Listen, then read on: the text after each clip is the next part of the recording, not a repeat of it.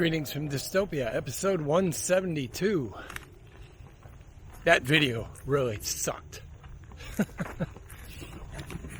Actually, I believe the quote was, "Dude, that video sucked," but same purpose. Yeah, yesterday's video wasn't everybody's cup of tea, but I had some questions to answer, so I got out and answered them, and I just got my distance. Hang on a minute. What I need to do is find a way to suspend this somehow on here, but suspending it by the monopod. It's got the strap, but yet that weighs down. I hooked it through my chest strap, and it pulls down on the strap. So it makes it a little uncomfortable. I need to find a better way to do that. Although I did order a shoulder strap, hopefully that will work better with the camera. It smelled like acetone.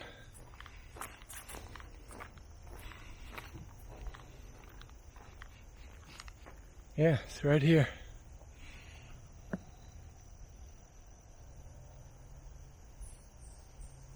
I don't see anything either, but that's kind of bizarre. Suddenly smell acetone. Anyway, out here to do some distance, so let me put this camera away, do my distance, and I'll see you at my lunch break. See you in a bit.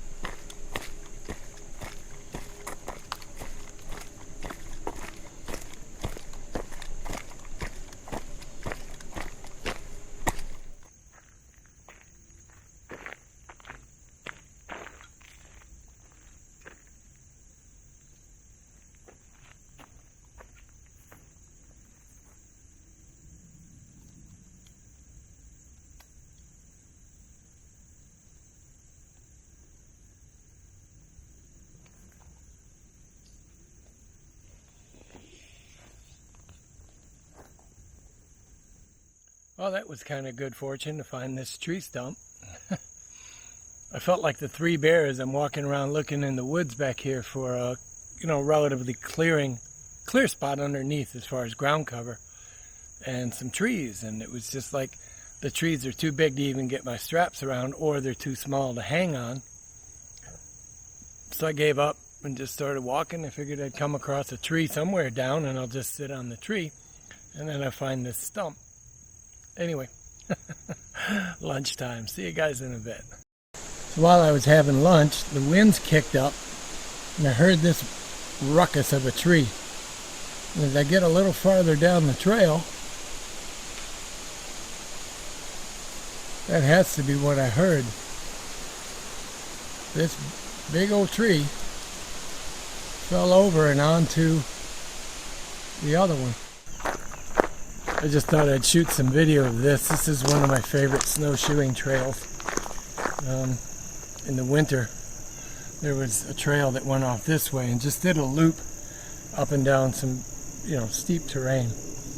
But yeah, this trail, this is an awesome one for snowshoeing.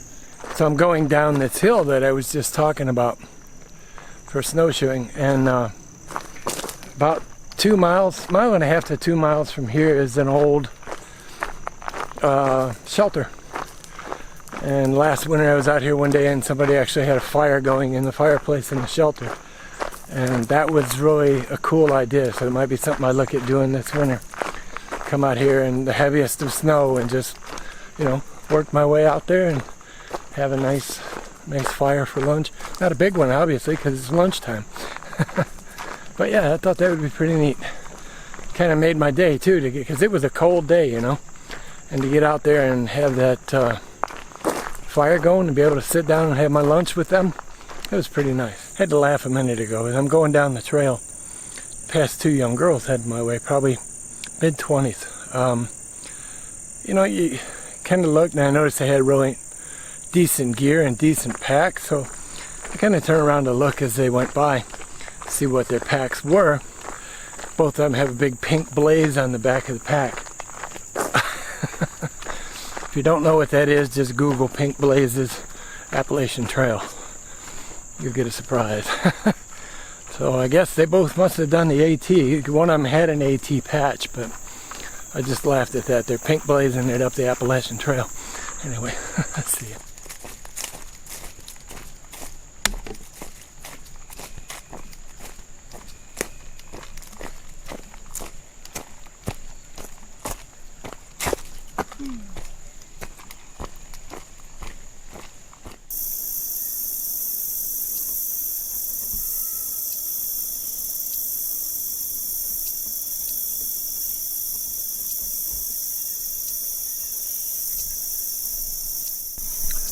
This kind of goes to show you how little rain we've had this year. This in the spring was all underwater. Yeah, there's not been much rain this year, so this is supposed to be a slough. It's not very deep. Out in the deepest spot right out here is about 4 feet, so that's kind of what you can see right in this area. There's a little bit of water holding, but the rest of the slough, it's empty.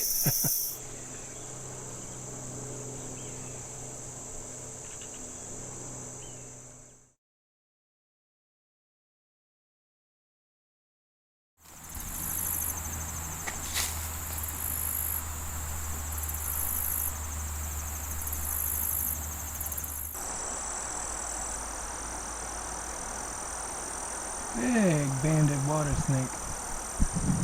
Sorry, I'm zoomed out at max here. 1100 millimeter.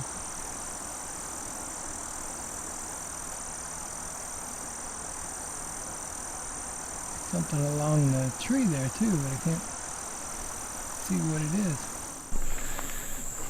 Decided to come over and walk part of the I&M here since I need a few more miles, or at least another mile.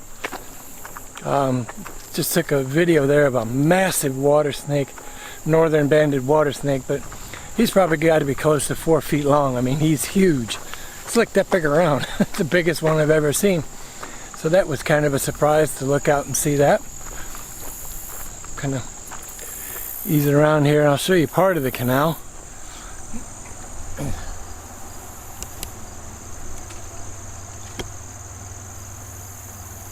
At least this area of it. And down that way. If you watched the trips in the spring, I did this part of the trail 4 or 5 times. There's nothing for scale. The shell on that dude is about 18 inches. It's the biggest red ear I've ever seen.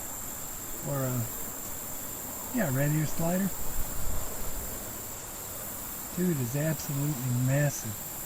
Now that is a seriously big turtle. I've never seen one that big. But yeah, he's got to be 18 inches, front to back on the shell.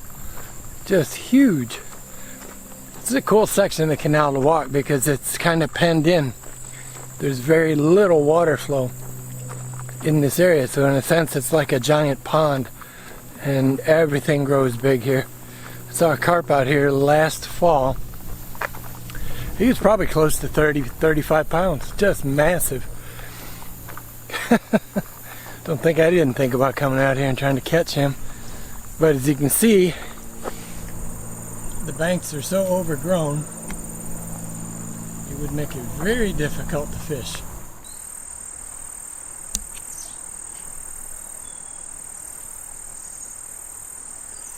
This is what I mean about being careful when you're walking and just look around. The young heron preening himself.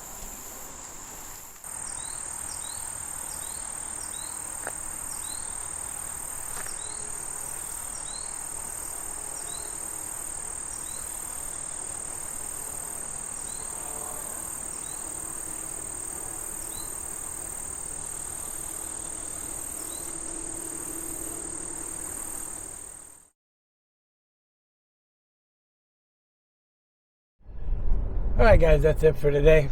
That was a good one. We'll see you guys tomorrow. Be good, be well, wear a mask if you have to. Stay smart, stay strong, be mighty. See you guys tomorrow. Bye-bye.